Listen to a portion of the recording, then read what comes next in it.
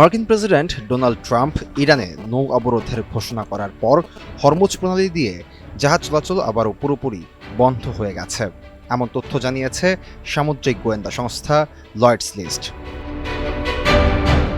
প্রতিষ্ঠানটি জানায়, অবরোধের ঘোষণার পরপরই প্রণালী দিয়ে চলাচলকারী জাহাজগুলো থেমে যায়, এমনকি কিছু জাহাজ মাঝপথ থেকে ফিরে গেছে। স্থানীয় সময় রোববার 12 এপ্রিল পর্যন্ত সীমিত আকারে হলেও প্রণালী দিয়ে জাহাজ চলাচল অব্যাহত ছিল, তবে তা স্বাভাবিক সময়ের তুলনায় অনেক কম ছিল।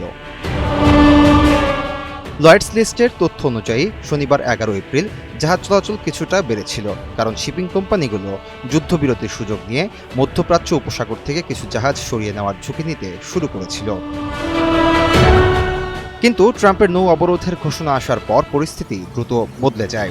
বর্তমানে প্রণালী দিয়ে সব ধরনের নৌ চলাচল কার্যত বন্ধ হয়ে গেছে।